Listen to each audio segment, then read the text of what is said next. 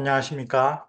트레이닝 하츠 티칭 마인즈로 장로교회의 웨스트민스터 소요리 문답을 함께 묵상하고 있습니다. 우리가 이제 어디까지 왔는지 한번 살펴보시죠. 우리가 지금 시작하는 단락이 제20문답부터입니다. 그동안 우리 하나님께서 작정하시고 작정을 실천하시는 것, 그 창조와 섭리라고 했죠.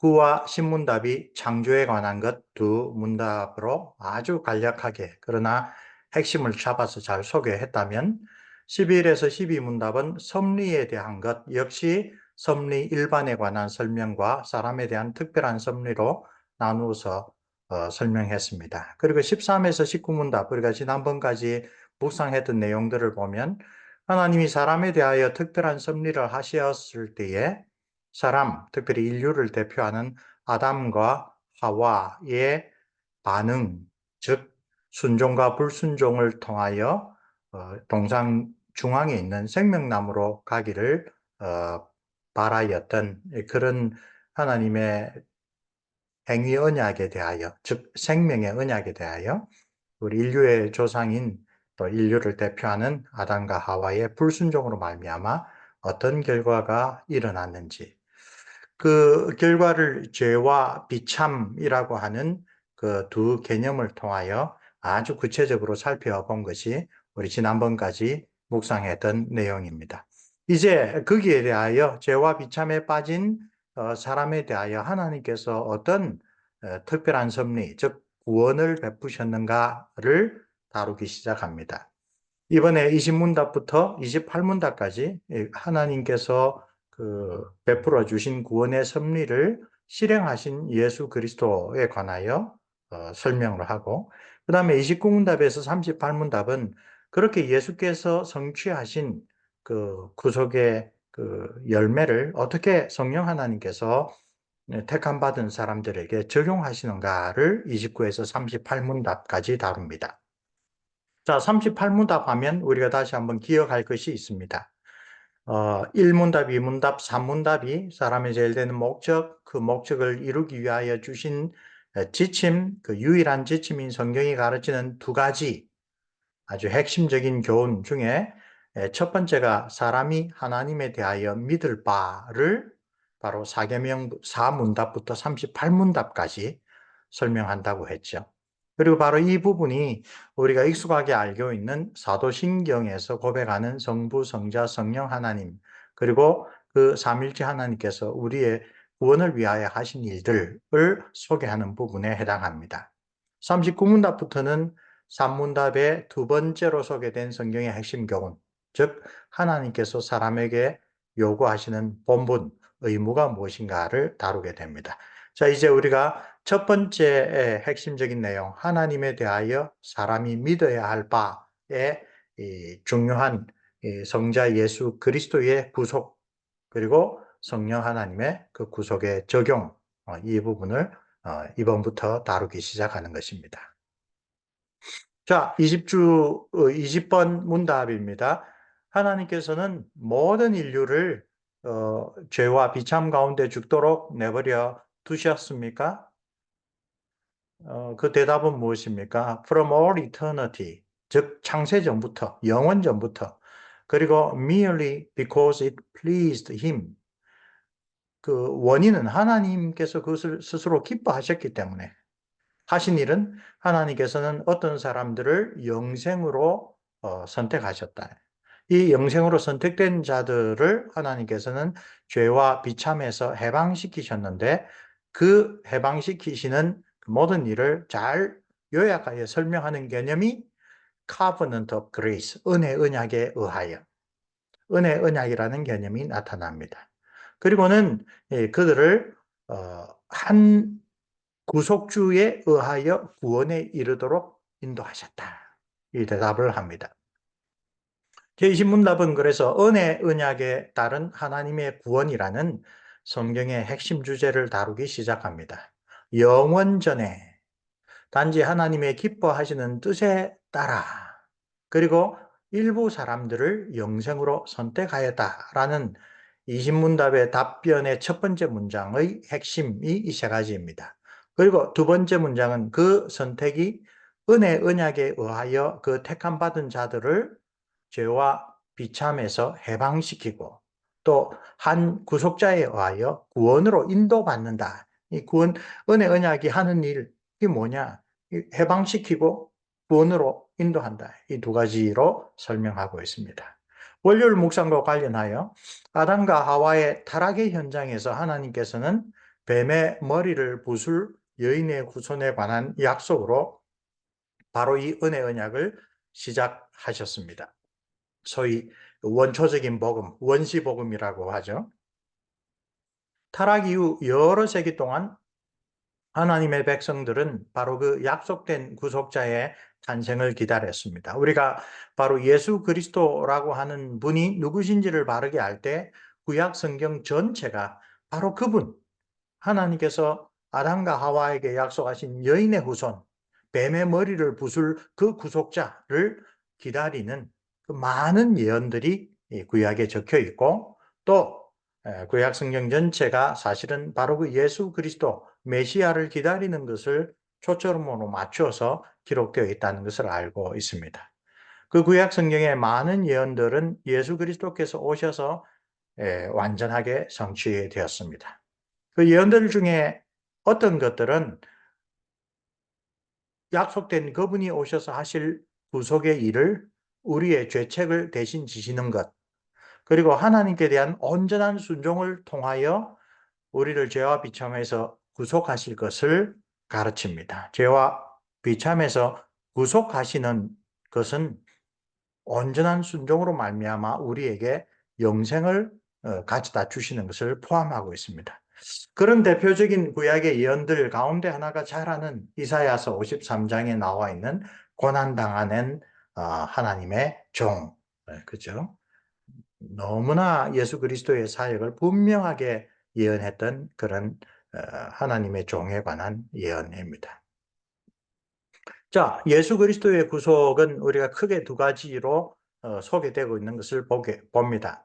우리의 죄를 대속하신 것입니다. 죄로 말미암아 반드시 받아야 할 그 죄에 대한 책임을 그리스도께서 십자가 위에서 자신의 생명을 스스로 바치는 그 단번에 드린 온전한 제사로 대속해 주셨습니다. 씻어 주셨습니다. 뿐만 아니라 우리가 장로교에서 이것을 특별히 잘 가르치고 있는데요.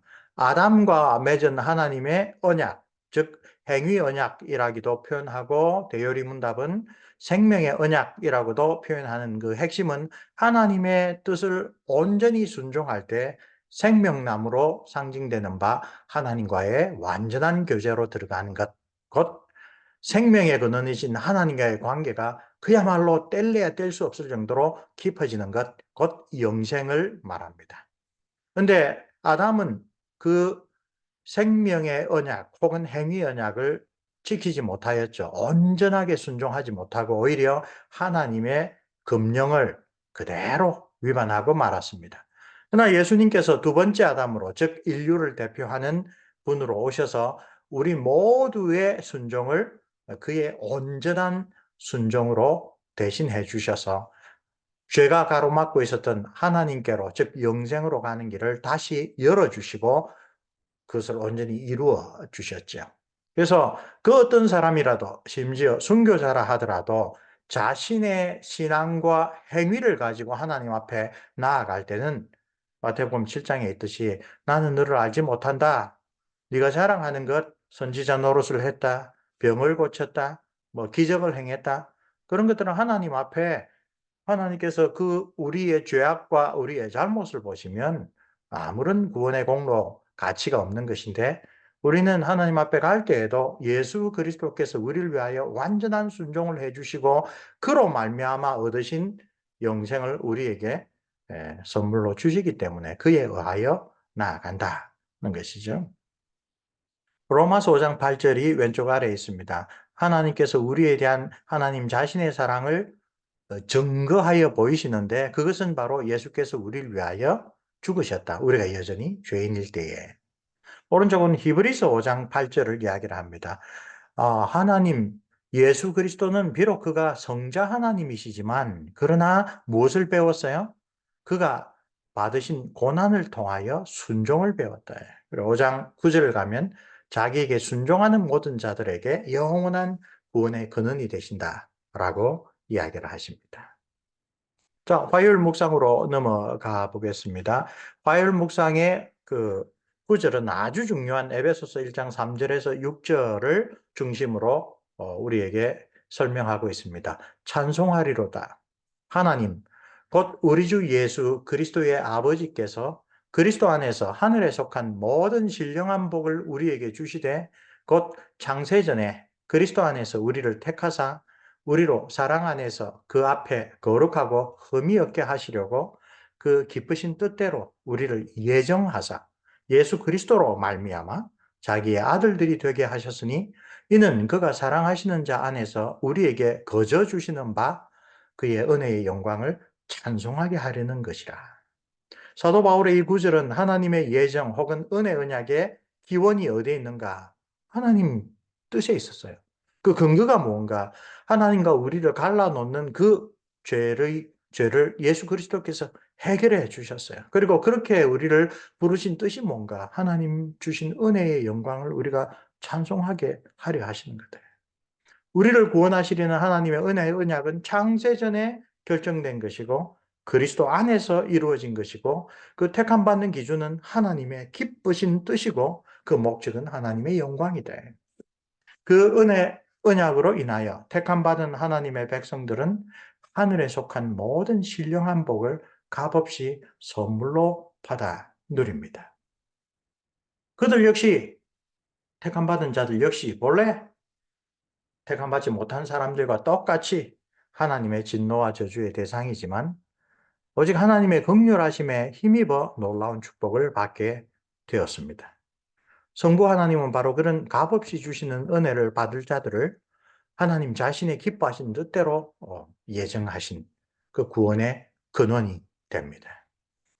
화요일의 묵상부터 우리 저자가 이 은혜 언약, 구원의 그 역사하심에서는 성부, 성자, 성령, 삼위 하나님께서 다 함께 사역하시며 각각 중요한 역할을 하신다라는 것을 설명하기 시작하는데요. 화요일에서는 그 구원의 근원이 어디에 있느냐? 하나님의 기뻐하시는 뜻에 있다. 이야기를 합니다. 자, 언약과 삼일체 하나님이란 도표를 봅시다. 우리가 지난번에 한번 다른 도표로 동일한 내용을 살펴봤죠. Covenant of Works, 행위 언약은 하나님과 아담 사이에 그 아담은 인류의 대표로서 맺어진 것입니다. 그 언약을 체결하신 분은 하나님이시고 체결한 때는 낙원에서 아담이 창조되고 낙원에 있을 때에 그리고 그 조건은 무엇입니까? 이 심령의 법을 하나님이 주신 모든 율법을 완전하게 지킨 이때 하트 로라고 하는 것은 아직 모세 시대에 주신 그런 이 성문법이나 그런 것이 아니라 우리 하나님의 형상으로 지음받은 인간의 마음에 새겨진 그 하나님의 율법을 완벽하게 순종하는 것입니다. 그 보상이 무엇입니까? 잘 순종할 때 생명을 주는 것입니다. 은혜에는 이 보상과 벌이 있습니다. 만약에 불순종할 때는 그 사망이 그 대가로 내려집니다. 오른쪽에는 아담의 타락 이래로 하나님께서 주신 원시 복음에서부터 시작된 은혜 언약을 말합니다.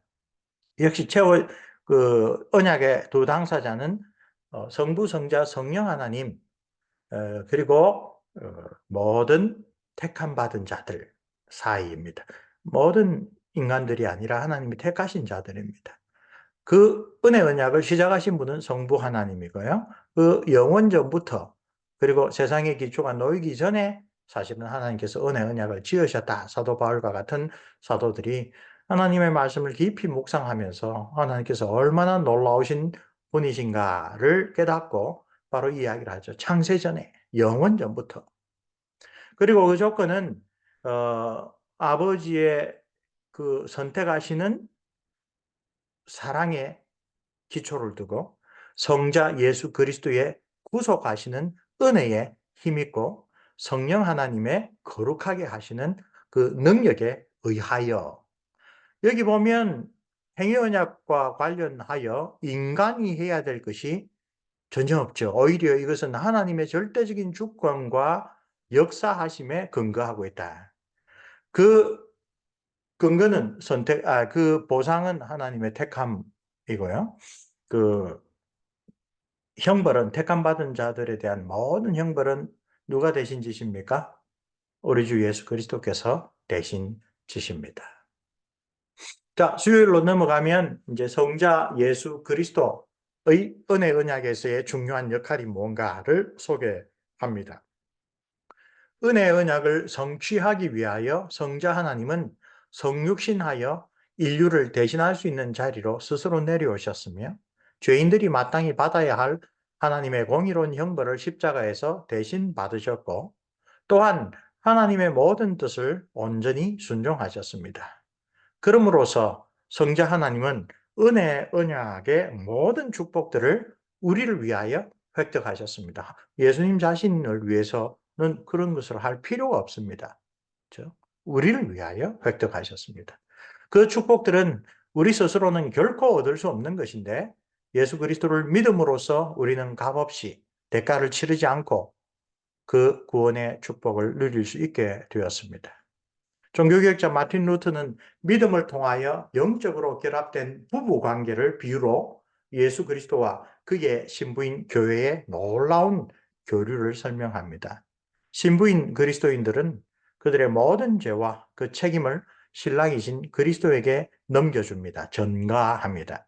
반대로 신랑이신 그리스도는 그 자신의 온전한 순종의 대가로 얻은 영생을 신부인 택함받은 백성들에게 넘겨줍니다. 전가합니다. 이것이 참된 믿음으로 그리스도와 연합된 신자들이 누리는 복된 교환이라고 마틴 루터는 1521년에 유명한 그 종교개혁 논문 가운데 마지막으로 나왔던 12월 달에 출판되었던 그리스도인의 자유라는 책에서 아주 잘 가르치고 있습니다. 이 그리스도인의 자유는 종교개혁의 그 구원론, 아주 중요한 기초를 놓은 책이라고 할 수 있습니다. 그래서 소개합니다. 여러 가지로 번역된데 가장 최근에 번역된 것이 이 책인 것 같습니다. 그리스도인의 자유. 그리고 오른쪽에 있는 것은 제가 학교에서 우리 학생들에게 종교개혁 3대 논문 가운데 이 그리스도인의 자유가 다루고 있는 게 뭔가를 설명하면서 설명하기 위하여 적은 아티클에서 한 페이지를 가져왔습니다. 신앙의 두 번째 능력은 하나님에 대한 자발적인 순종입니다. 라고 한 다음에 가운데 신앙의 세 번째 유익을 말하면서 루터 선생은 유명한 결혼 비유를 언급합니다. 사도 바울의 결혼의 비밀에 관한 교훈, 에베소서 5장 31절에서 32절. 결혼 이야기하면서 사도 바울이 갑자기 내가 그리스도와 교회에 관하여 말하노라 라고 이야기를 하죠.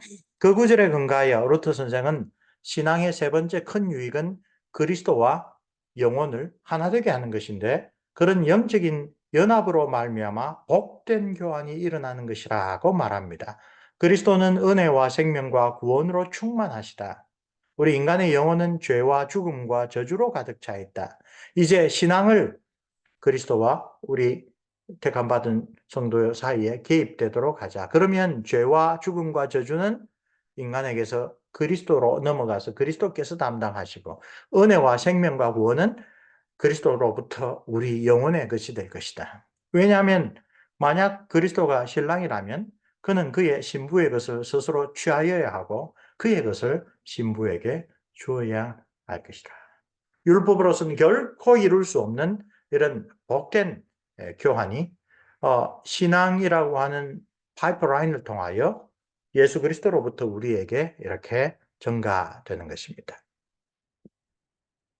자, 목요일의 묵상입니다. 성부 하나님께서 택한 자들을 죄와 비참에서 구속하기 위하여 성자 하나님께서 죄값을 대신 치르시고 온전한 순종으로 그 택한 자들을 위하여 영생을 얻으셨습니다. 삼일째 하나님의 은혜 언약에서의 아주 중요한 부분을 성자께서 담당하셨습니다. 그런데 이제 그 성취된 구속을 택함 받은 자들에게 적용시키는 일을 성령 하나님께서 행하십니다. redemption, 구속입니다. accomplished, 성취되었습니다. 누구에 의하여? by the God the Son, 성자 하나님, 곧 우리 주 예수 그리스도를 통하여. 근데 그 성취된 구속, 리뎀션이 우리 성도들에게, 즉 택함 받은 자들에게 적용되어야 됩니다. 그 일을 하시는 분은 God, the Holy Spirit, 성령 하나님께서 하십니다. 성령 하나님은 택함 받은 자들에게 영적인 인식을 주셔서 그들이 복음을 들을 때 그 메시지를 이해하게 해 주십니다. 빌립보에서 처음 복음을 전할 때 자주장사 루디아가 사도 바울의 말을 듣고 있던 여러 사람들 가운데 믿음에 반응했습니다. 복음에 반응했습니다. 어떻게? 성령께서 루디아의 마음을 열어주셔서. 그렇죠? 똑같은 바울의 복음 전도를 들었는데 루디아만이 반응했습니다. 왜? 사도행전은 분명하게 성령께서 루디아의 마음을 열어주셨다. 또한 성령 하나님은 하나님의 백성의 마음을 변화시키셔서 그들 자신의 죄를 미워하고 또 그 죄와 비참해서 금짐을 받기 위해서는 그리스도를 의지해야 된다라고 하는 그런 변화를 일으켜 줍니다. 그게 바로 이 회심, 컨버전이라는 거죠. 회심은 우리 장로교에서 아주 분명히 가르치듯이 자기 자신에 대한 인식으로 말미암아 나오는 열매, 회개.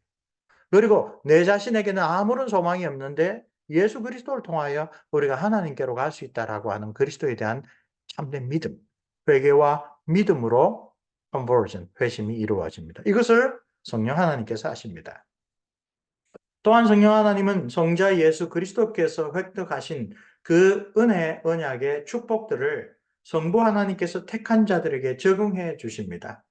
그런데 그 은혜 언약의 축복들 가운데는 이 생에서는 다 받지 못하고 예수 그리스도께서 재림하실 때 받아 누릴 수 있는 것들도 있는데 성령 하나님께서는 그 택함 받은 자들의 마음에 거하시면서 그 최종적인 축복들을 반드시 받을 것이라는 약속과 보증이 되신다.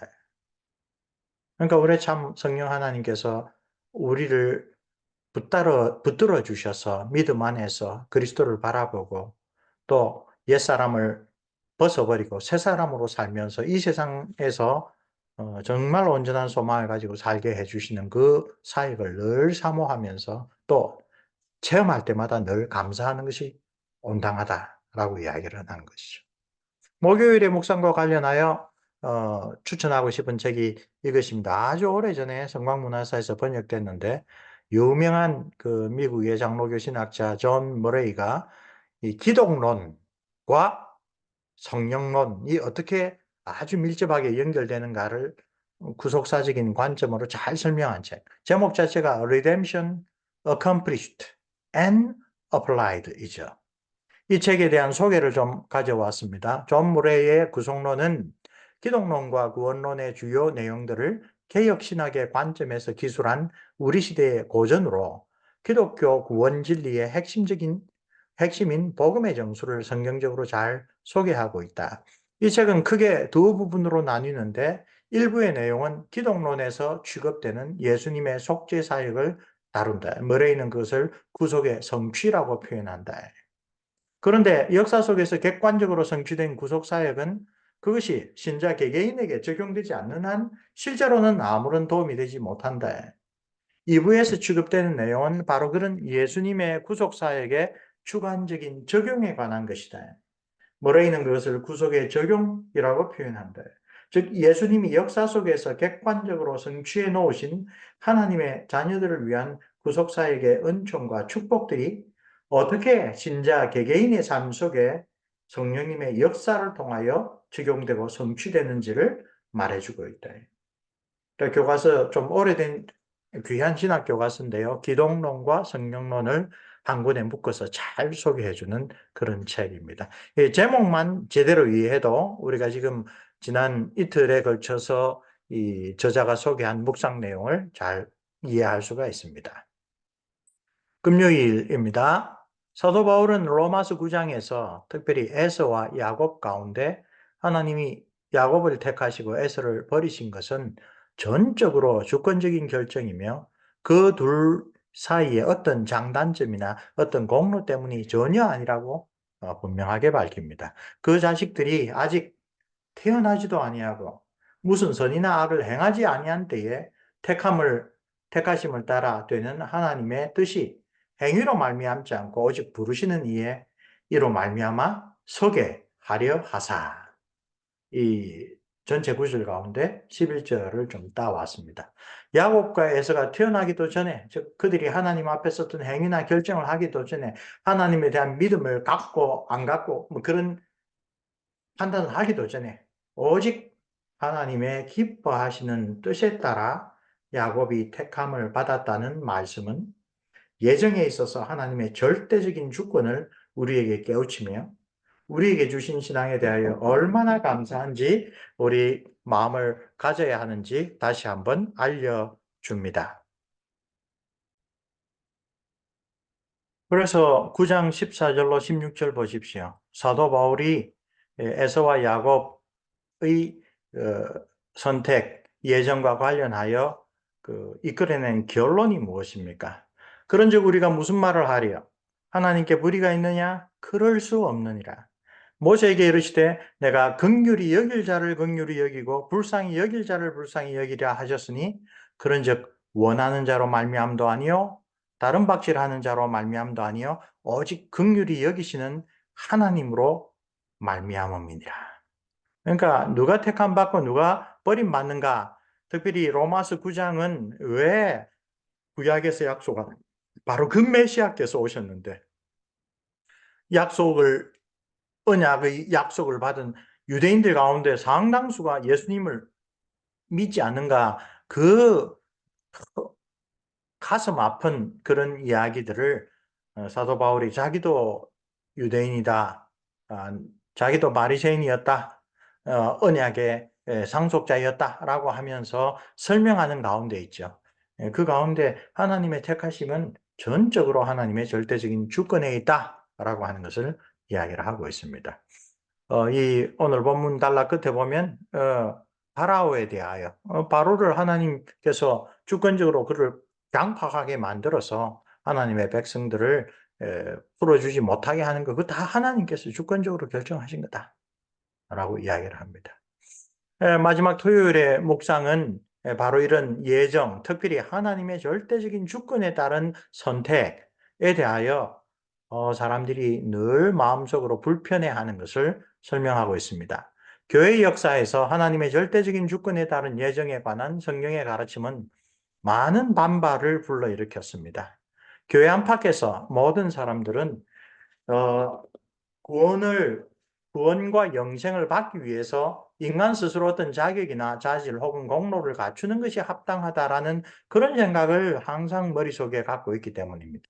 그래서 성경이 말하는 바 값없이 아무런 공로 없이 어떤 사람에게는 믿음과 생명이 주어지고 다른 이에게는 그것이 허락되지 않는 것은 불공평하지 않나라는 그런 생각이 그 마음의 저변에 깔려 있습니다. 그런 생각을 가진 그리스도인들 가운데 예정과 예지, 옆에 그림이 있죠. predestination, 예정과 밑에 foreknowledge, 예지를 구분하여 그 문제를 해결하라고 한 사람들이 많이 있습니다. 많은 신학자들도 그렇게 생각하고 주장하기도 합니다. 이 예정과 예지를 구분하여 설명하면 하나님께서는 누가 나중에 예수 그리스도를 믿을 것인지 미리 아시고 그 예지를 근거로 구원받을 자를 예정하셨다라는 주장이 나옵니다. 이렇게 설명하면 구원받는 자들이 구원받지 못하는 자들과 구별되는 합당한 이유가 있다, 제시할 수 있겠다, 그렇게 생각한 겁니다. 믿음의 유무가 바로 그 선택의 자격이 된다는 것입니다.